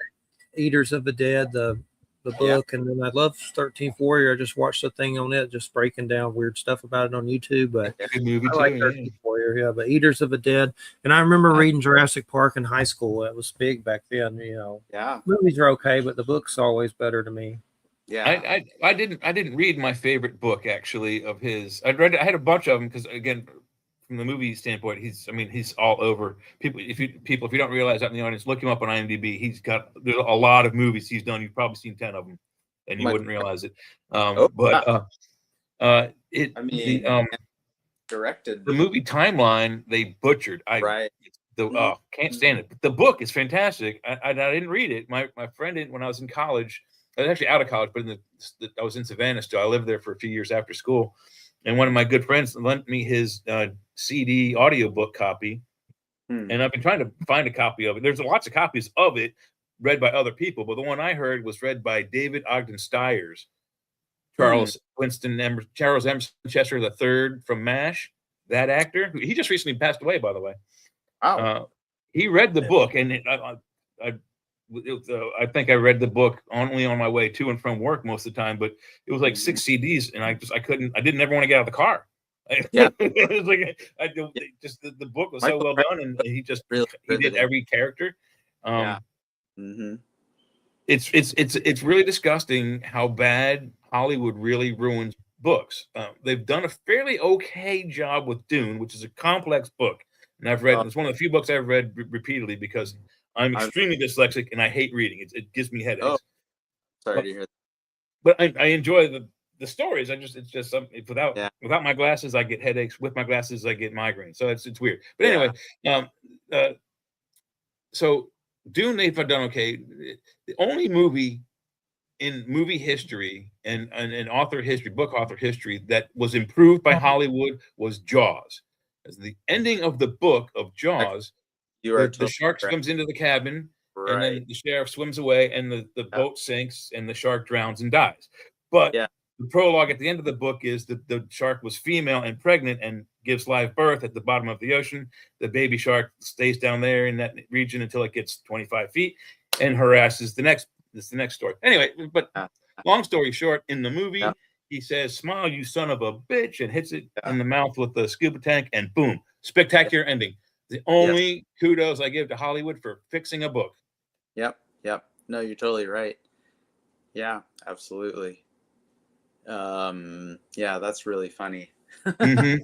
Yeah, it is a spectacular ending. It really is. And some of the footage they were expecting to get, they didn't get because they had to actually build a 1/20th scale size version of the boat and a 1/20th scale version of the shark cage. And they put a not a midget actor, but a less than normal sized human actor. Wasn't in, a child, small It wasn't a child. No, it was an adult stunt actor. But they went filming with these expert shark film, underwater photographers. Yeah. And the footage you see of the shark getting stuck between the boat and the shark, that's live footage. That's a real shark. That's not a fake shark. And how in the world did they do that? Yeah. It's all just pure damn luck. Happy accident. Because please call the little people dwarfs. Please call the little people dwarfs. It wasn't a little person. It was just a dude who's like 4'1". But you said the M word. But anyway, the shark, the mechanical shark they built, Bruce, the 26-foot long robot they built, didn't work and hadn't been working throughout most of the time. And this even during this part of the movie when you see that. So thank God. Otherwise, the movie probably would have sucked. And that's what makes it work is you don't see the monster until the last 15 minutes. No, less is more, and that was the inspiration for the Blair Witch Project. That's why they never I think they shot a scene where they showed the Blair Witch. I've heard that. I've never seen it, but supposedly they thought, you know what, we're they were really into Jaws. They like how it's just implied this whole time. Well, I mean, the real catch is doing it correctly. Friday the 13th does it fantastically. The end of that is a really spectacular movie. They give you an ending and a cliffhanger for the next. Yeah, I'm real happy with those Villeneuve Dune movies, though. They were pretty good. They got the ornithopters correct. Yes. They messed up the order of events a little bit. Right. And then they're also missing out on a lot. There's like every main character and every subordinate character and every character subordinate to that character, according to Frank Herbert, who wrote the book, every single one of them has their own plot in the movie or in the book. Right. And there's a lot of information that's not in there. I mean, they threw in a lot. There's a lot more in this movie than the previous attempts. But I still think that the best version for the ending is the first Dune, where they gave it wasn't like a bunch of guys in still suits kicking elite soldiers with like a kung fu on the desert kind of thing, which is how the book really ends. Yeah. The fact that they gave him a weapon that would go against basically the robotic like starter car really sells the ending. Again, that's another time when Hollywood actually gets it right. You know, and having a bunch of primitive people beat a bunch of elite, soldiers with laser guns, and they have no weapons of the type. It just wouldn't sell. So, I mean, it's the only way you can do that movie. They have to have laser guns, or it just will never match. And they balanced it well with both Villeneuve and the original. Yeah, you're talking about the Dune version, the Lynch version, right? The David Lynch version, correct? Yes. Yeah. My one complaint is that apparently they originally were going to cast Jenna Ortega as Shani. Chaney. Zendaya ended up playing her, and I don't know. I really wish that they'd gone with Jenna Ortega, but I love the Lynch version. I like the only problem that I have though with all those movies, they all get one thing wrong. The names, all the names are pronounced incorrectly. If you listen to Frank Herbert's version, he does an audio novel of the book. He reads all 6 of them. Actually, if you can get your hands on it, it's like $1,000. If you can get your hands on it, it's good. Wow. But it's Harkonnen, not Harkonnen. It's Atreides, not Atreides. Really? It's Padishah Emperor Shaddam IV Corino, not Corino. Yeah. It's Giedi Prime, not Giedi Prime. And it's Piter de Vries, not Piter. Yeah. And there's a bunch more, a whole bunch more. Yeah. Piter's one of my favorite characters in the whole thing. Oh my God, I love he's Brad Dourif. How can you not like the first Piter de Vries? Oh my God. And he does that chant with the purple lip stuff. Oh, I'm like, that's my dude. He's the bad guy. Follow him. Right now, listen. This is a hypothetical fantasy situation, but it's not really. Nukes are going off from the war right now. You have 2 days before they reach here, which I'm sure is not scientifically correct. What 3 movies would you watch if you knew you were going to die? That was your last night on Earth, last few nights on Earth. What 3 movies? Oh, I'd probably for Todd. Lord of the Rings, the extended versions, all of them. Lord of the Rings and Hobbit, all the extended versions, right in a row, in order. That's not a bad thought. Yeah. Can't go wrong. Cohesive. It's one thing that'll last at least 14 hours. That's a good question, because I don't know if I would be in the mood to watch a movie. The Shining is one I can watch. It's probably the movie I've watched the most. It's a good movie. I can watch and then just start over as soon as it's done. I'm not sure if it's one you should watch when the nukes are dropping. Yeah, on some CD player or some DVD players, you can loop it, so it'll just keep playing the movie over and over and over. Yeah. I love old weird cartoons like that Hobbit cartoon. I could watch that freaking thing a million times. That Lord of the Rings by Ralph Bakshi, even the little Return of the King wanker one. It's not that bad, but I watch it. But another one, The Fantastic Planet with all those little blue aliens. I could watch that. Got to be really high to watch it, but it's good. You haven't seen Fantastic Planet? Not since I was a kid. Oh, you should. weird. Have you seen his more modern one? Same guy, Rene Laloux. He did a modern one called in America it's called Light Years. In Europe it's called Gandahar Oh, with I've a seen G. that. It's on Amazon. Oh, oh my God! It's the animation is It's an weird. artist. It's You kind of gotta heavy look at it. metalish. It's kind of heavy metalish. Interesting. Gandahar / Light I'd have to Years. go with some weird stop animation or something. I love like weird stop animation. There's a lot of weird stuff you can find on lists that are just bizarre. That I can't remember the name. One that had a wolf in the title or something that was really weird. There's a lot of weird, but no 3 movies pop up though. The world's ending. What 3 movies would you miss? You're about to croak. Boy, that's a. You're in the afterlife and you're thinking of movies on Earth, and there's 3. You get 3 that you get to watch in the afterlife, and you have to pull from 3. Oh, okay. Well, you know what film I'm I not love? trying to trigger you. No. There's some imagery from the movie there. That's the lobby card. I'm not going to give you a popular answer, but I love A Christmas Story. Yeah. That's one of my favorites. Films. That's one I could watch over. I think it's a perfect film too. Yeah. Kolchak's in it. Kolchak. I also love James Bond. Yeah, I've got all of those. Thank God. Yeah, I'd probably have to put a James Bond in there. Of course, trying to choose one James Bond is impossible. You just throw a dartboard at your collection, and whichever one it sticks on closest to, that's the one you watch. Yeah. I mean, I really love Casino Royale. Yeah, it's a good one. That's still arguably the best film. Too bad the other Daniel Craig movies didn't quite hold up. It was all downhill from there. Well, I mean, there's one aspect of Casino Royale that it's hard to watch, but the rest of the movie's very good.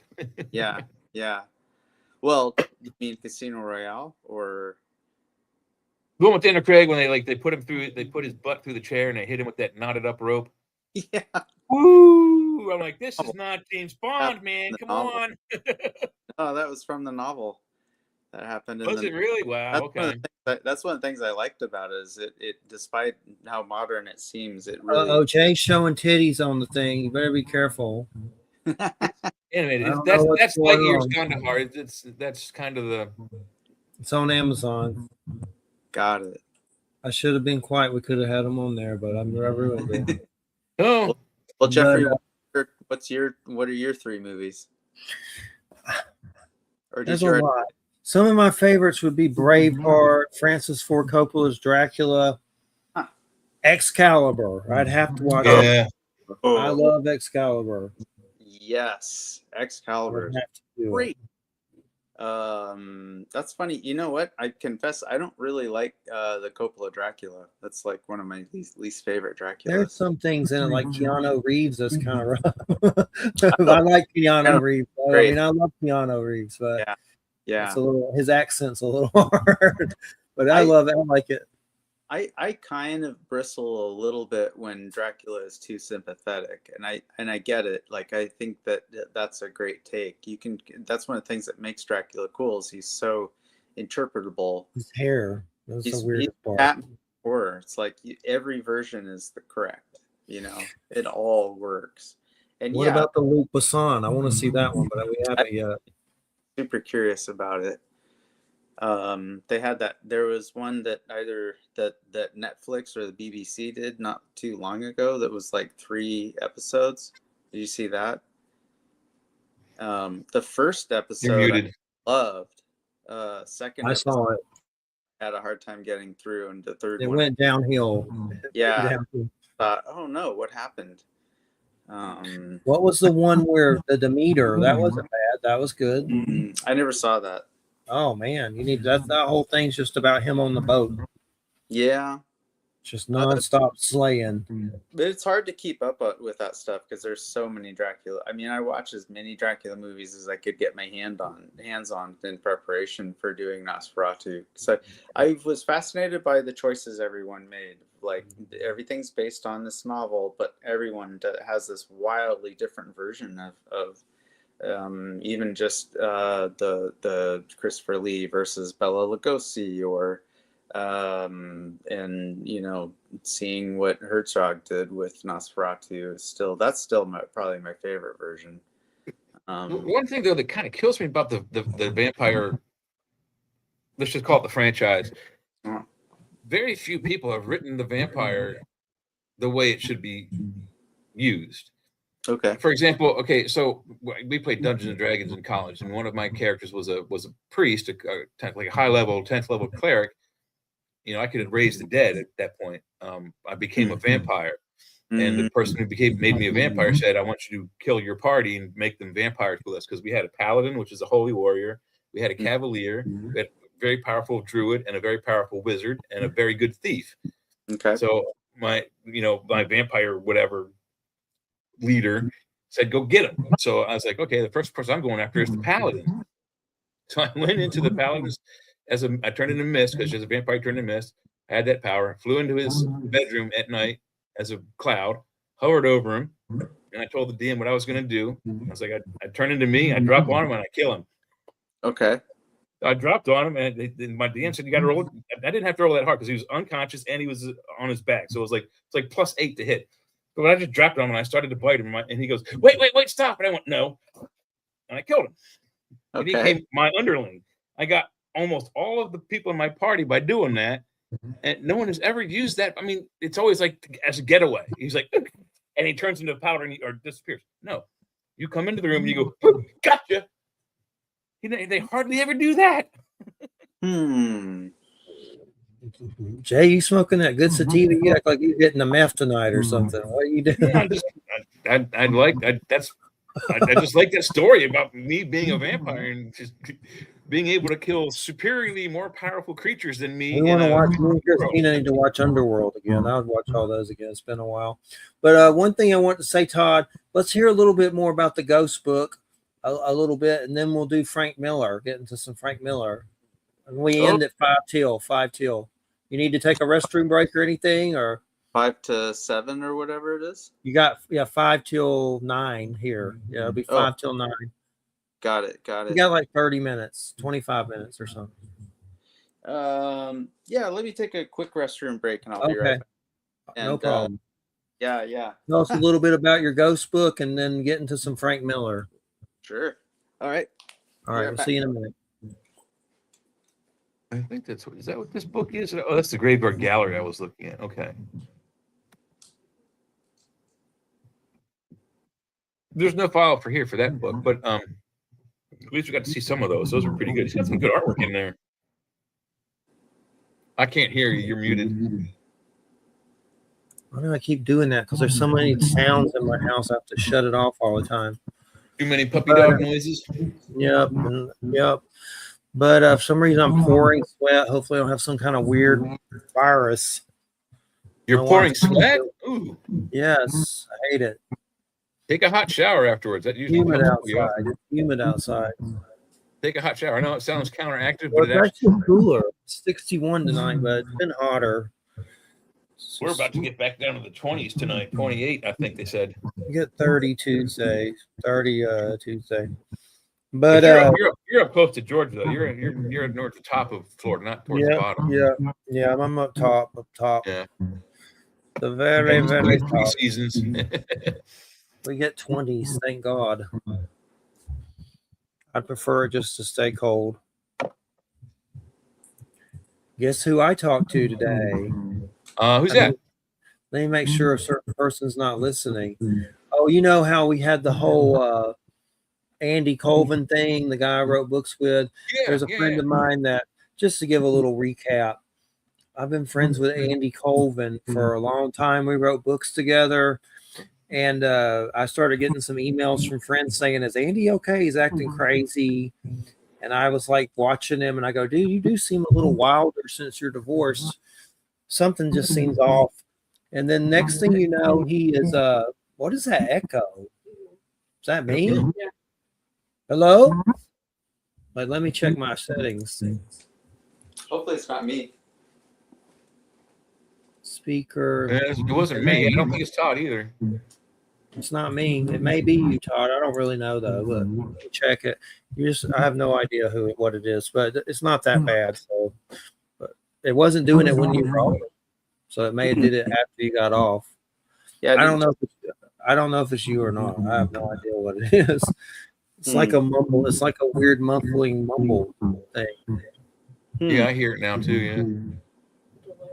Hello? Hello? Is that me? Like, is it echoing me? Yeah, I was muted. It wasn't happening while you're doing. Mute your mic. Hello, hello, hello. I think it's all of us. Is it It may happening? just be a StreamYard thing. Could be. But anyway, Andy was a friend of mine that he went a little crazy from Trump and his divorce, and supposedly his ex-wife works for Epstein. Christina here works for Epstein. My mom works for Epstein, and he went crazy. Lauren Coleman works for Epstein, and he had like a breakdown. But anyway, I told Lauren Coleman about it, and Lauren Coleman said that he always thought Andy was mentally ill. That's from Lauren Coleman. So you know who Lauren Coleman is, WJ? I'm not sure. Big Bigfoot guy. Very famous Bigfoot personality. He has a museum. Let's figure out what that noise is. It's I weird. think it's coming from you, dude. I don't. Let me come in and come back. I'll be right back. Very weird. We get that every once in a while. There's like a Mercury retrograde going on, and it voodoos the movie or the show. That's okay. Hopefully it's not. I see There it. he is. It's gone now, ain't it? Yeah. Oh my God, Gary Oldman's back. Look behind you, Oh, Gary yeah. Oldman's back. That's a Cthulhu bag, but it looks like Gary Oldman and Dracula. Did you look like Gary Oldman from the movie? When he had the Shadow. tangled hair? I don't know what that weird speaker is. I hear it again. Yeah, it's got to be you. Well, how's it me? Let me come back. I'll be right back. You have another speaker on, or another? Maybe you have. I don't No, know. I'll be right back. Weird. Very weird. That is weird. Happens from time to time. This is one of the things. What did Captain Kirk's engineer say? The more you stop up the drain, the easier it is to wait. The more you take up the plumbing, the easier it is to stop up the drain. That's what he said. Patty said that? He says the more you take up the plumbing, the easier it is to stop up the drain. And then he goes, "Here you go, doctor," and he hands off the spark plugs from the warp drive from the ship that's about to chase them out of the space dock. From one sergeant to another. Here's the guts of that engine. That was a funny scene. Pardon me. I miss Star Trek. Yeah, I really, really wish. I mean, there's two things that J.J. Abrams is going to be famous for: destroying Star Wars and Star Trek. Yeah, and I think Star Wars is on its way to kind of redemption. They got a few projects on there that are. Hope so. That would be nice. Yeah, I actually am a little indifferent. Debacle. I've stopped watching Academy. Star Wars. But Star Trek, man, I grew up with that, and I think that 2009 Star Trek was really good. And Great in movie. fact, I think it's a really good example of what we were talking about earlier with practical effects. To me, that's a perfect blend of practical and digital. It's like a sweet spot for me because there's a lot of practical effects in that movie. Luckily they were at a juncture where they were still using stage effects. So, diving out of the ship, that's all just them standing on a mirror. Yeah, but it's a fantastic special effect. I mean, it's like sky surfing or whatever.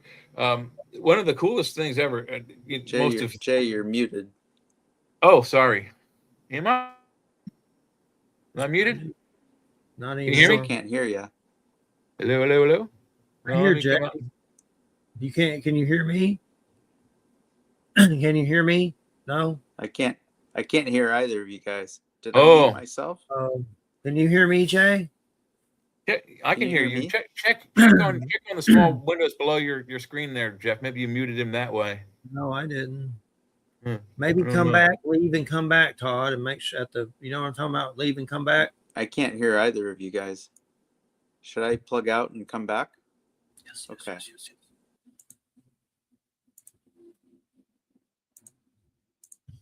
Okay. Freaking Mercury retrograde, man. Just slaughter and everything. Something's going on. Why am I pouring sweat? Here he is. There we go. Can you hear us? Yep. All right. There you go. So the cool thing about Star Trek, you're right. They used a lot of practical effects, both from not vaudeville so much, but stage magic, stage special effects. Right. Wizard of Oz famous. Almost all the special effects are vaudeville, disappearing act kind of things. Like the witch disappears through the floor when the smoke comes. It's all great stuff. But a lot of people don't realize that the transporter was also actually a live effect. I actually saw they had a transporter room at it was the fourth, maybe fifth convention, Star Trek convention they ever had on the planet, and it was at the same Washington Hilton where President Reagan was almost assassinated. And on the mezzanine level, they had the transporter room set. And my brother and my dad, my uncle, and everybody, we were on our way out of the convention. We didn't see this until the end of the day. We walk out and we see the whole transporter room set. And we're like, oh my God. So we stopped to watch. They put 6 people on it and they disappeared live in front of our face. And we were like, while we were doing that, freaking out, we looked below, directly below that, on the level below, they had cut holes in the floor and there was an identical transporter set directly underneath of it, and they just had the pads the light pads were an elevator that dropped the people down to the next level. And then when they beamed them back up, it was just like on the TV show. I'm not kidding. The gold, all the sounds, the lights, everything. And then they beamed back up. We were like, we gotta go, we gotta get on that. And my dad and my uncle were like, no. We're not standing in that line. They dragged the 3 of us and 4 of us out of there. It was horrible. We didn't get to buy it. Yeah, I would have thrown a fit. I would have totally wanted to do that. Well, there were 2 losses that day. I had a chance. My dad could have. I was 10, I think. My dad could have purchased a screen used Phaser 1 or Phaser 2. The Phaser 2 was handled by Dr. McCoy. The Phaser 1 belonged to Spock, I believe. So the difference for those are non. This is Phaser 2, and that is Phaser 1. They lock together as 2-piece item. This is worthless without the actual power source. Oh wow! So I had a chance to buy for $350. My dad could have purchased a hero version of this that Spock held on all of the scenes in the movie. Yeah. Show. Or for like I think $500, he could have gotten this, which was the gold owned by Dr. McCoy. Wow. That's cool. Yeah, it's two misses. And yeah, I love that. All right. Well, we don't got too much longer. We got like 8 plus 5 minutes. So that's like 13 minutes. We need a little mini Frank Miller seminar. That's enough time, I think. It's not too much, but it's enough. Yeah. Well, what do you know about Frank Miller? Just the basics, like the Batman stuff, the 300, the movies, and Sin City. Like, I'm no expert. I've looked at Ronin. I want to get those at some point, and I know he's branched some new stuff off in his own company. And I swear, I think that Swinguli, there was a comic he did with his company, so Out of Time or something that the host with the hat, like the dude the horror host. He actually, Frank Miller, did some kind of comic with his company for him, but I don't know a little bit. I need to. I would like to get more of his stuff though. It's in my plans one year. But yeah. Go ahead. Yeah, I don't know. Svengoolie is a New York thing, isn't it? Because I don't Chicago. Oh, got it. I don't know anything about that. But what I do know is that Frank Miller is a really interesting person that. My favorite work by him was Daredevil. And for me, I grew up reading comics and I immediately fell in love with comics, but what really solidified for me was reading his work on Daredevil and probably, the Chris Claremont X-Men. And I'm very fascinated by the fact that both of those books have in common is that they were going to get canceled. They were not big sellers. Marvel considered those both kind of throwaway titles and basically let some newbies come on and so do what they wanted with the book within reason. And I think the, again, that idea I said of change nothing and improve everything, I think that's what they did with those characters. And they took characters that were probably about to be forgotten and not only revived them, but made them the biggest sellers in Marvel and probably turned the entire industry around in the process. But for me, it's just a really good example of how to rejuvenate a character. And Frank always can take a character and make that character interesting again. He understands when he sees the things, taking what works and jettisoning what is, dragging the character down or not interesting. I wonder who drew that cover. I don't know. Jeffrey, you're muted. I know, I keep forgetting. He comes on Edgar Snoring, which he does his respiratory stuff. But anyway, he comes on Me TV, which is in Florida, but he's originally from Chicago, and he, like, it's funny. Like, there's another character, Nosferatu, that dresses like Nosferatu, but they show old movies. Like, they've been showing a lot of Hammer stuff with Peter Cushing lately, and Godzilla versus King Kong, and there's an app way to pick it up, but we get it on regular TV, Me TV. But that's Frank Miller's comic company. What does FMP mean? Do you remember? I'm forget what the P means, but that's definitely Frank Miller Productions. Okay. Frank Miller Publishing or something like that. Yeah. Probably publishing or productions. Yeah. I think it's already gone and defunct. I don't think it's around anymore. I could be wrong. I know they were trying to redo Ronin and stuff, but I haven't heard anything. I haven't seen any more in the pre-orders, that's for sure. Yeah, they keep talking about making a movie out of that stuff. I don't know much about that. I just was fascinated by his ability to make characters that weren't, for one thing, like, his art is, he's far from the best draftsman that's worked in the industry. There are people who can draw a lot better than he can, even from day one. And yet, as a kid, I was fascinated by the fact that despite the fact that his drawing wasn't that great, I was more interested in his drawings. And I would think to myself, well, why is that? What is he doing that's making his drawings so interesting? So he, showed me that good drawing is only part of the equation, but sometimes good drawing can't save a story. And his work was really riveting. But it's funny you mentioned that. I'd like to get your opinion on this. Because I think you grew up in the same era of comics I did. Probably. My era is the 70s and 80s. That's when my first comic was the Spider-Man comic. I kind of, at first, I veered away from Daredevil.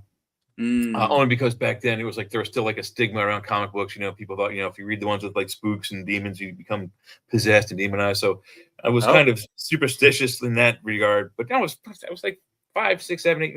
I didn't know what the hell I was doing. Anyway, it seemed to me, particularly through the 70s and then around the 80s, I guess, is when it really started to flip. But it seemed that DC had good stories, fantastic stories, shitty artwork, and you go to the other side of the coin, you got Marvel. Marvel had terrible stories, the worst stories on the planet, but they had fantastic artwork. You're talking about the 70s? Yeah.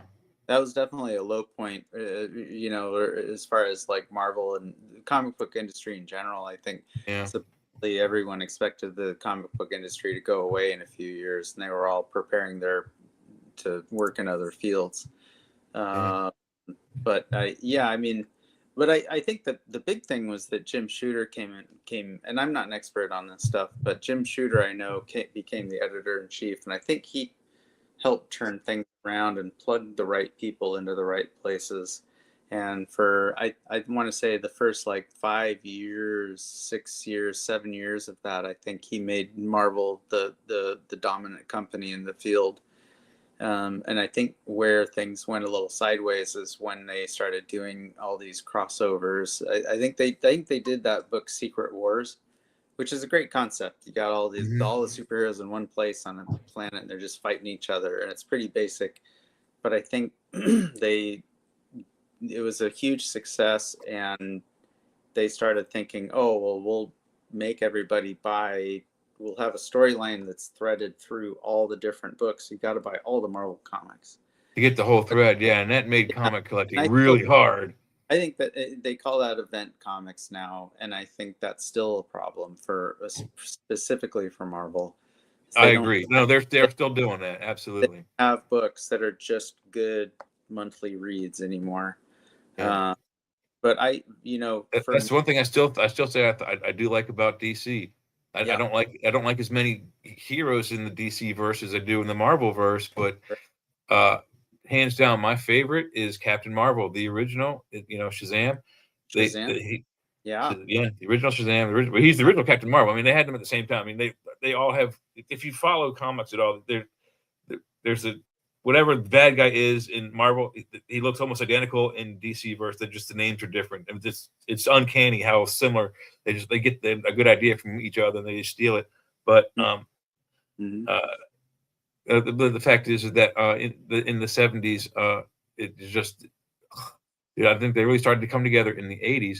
But I started collecting again in the 90s, and that's when the new Shazam came out, and I think I have the first year, maybe the first 2 years of it, and it went from a book 0 to 1 through 12 for the year.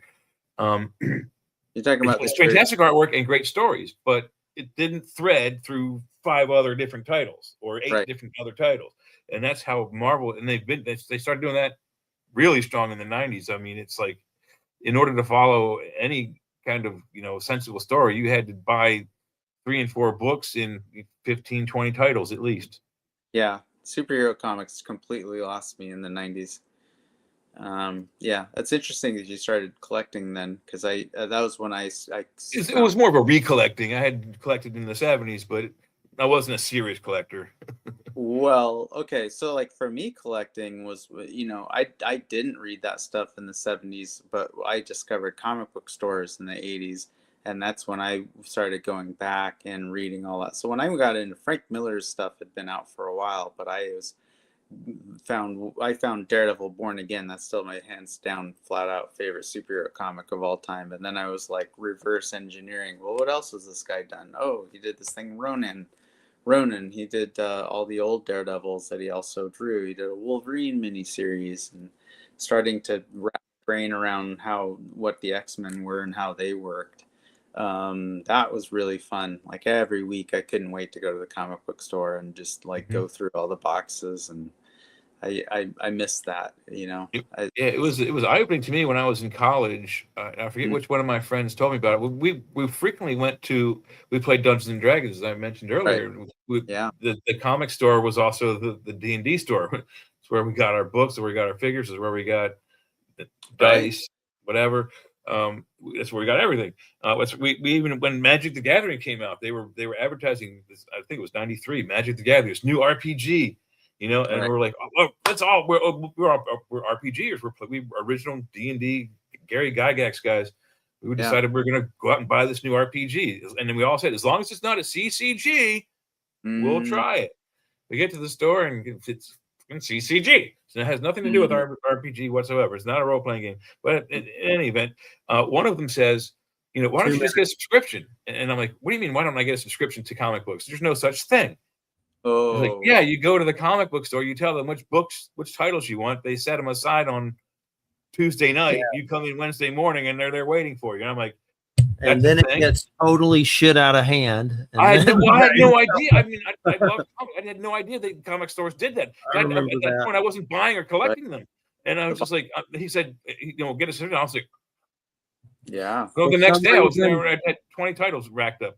For some reason, any of those mechanisms like that are on a site or at a store, I have to be very careful because I will screw it up somehow. With like I said, I went to the store the next time we went. 20 titles I signed up for right away. I mean, we got 1 minute. Todd, it's been great. Todd Blackwood, everybody, the Graveyard Gallery. What's some links and stuff to keep up with your stuff and keep us in the loop on future stuff, and we'll get you back on. It's been a great show. Thank you. Just for right now, Instagram is my main place to find me, and it's Todd Blackwood Art. So if you go there, that'll bring up, and there's links to my Pop Killer stuff with the Sesame Street Kaiju designs and anything. I'll probably be starting a Substack and a newsletter or something, and have an online store or Do something. Substack, because I just had Yeah. Kevin Laporte on, and he's Inverse Press and Flatline Cool. Comics, and him and Clay Adams, he's Fried Comics. They've been on, but they all have Substacks that do really good. That seems to be doing good for a lot of people. Yeah. It looks really good. Yeah, Graveyard Gallery Volume 1.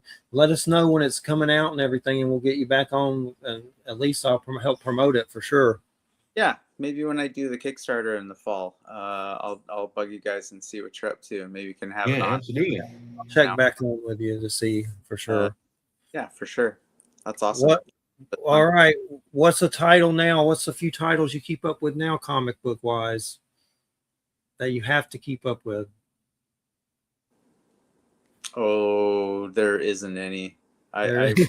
That is the correct answer, sir. I read books that are written by Garth Ennis. I read. Oh yeah, those are good. Garth Ennis, Warren Ellis, of course. I pay attention to what Frank Miller's doing, although it's a little hit and miss sometimes these days. But I still love the guy. But for me, yeah, unless there's something I'm really forgetting, but I don't go to comic book stores anymore. Have you read any David Eddings? Is it Eddington or Eddings? Is it Eddings or Eddington? David Eddings. David and Lee Eddings. I've heard of them. It's fantasy. Yeah. Very Tolkien-esque. If you like Tolkien, I suggest you start with the Belgarian series. Some big ones, a few comics I keep up with.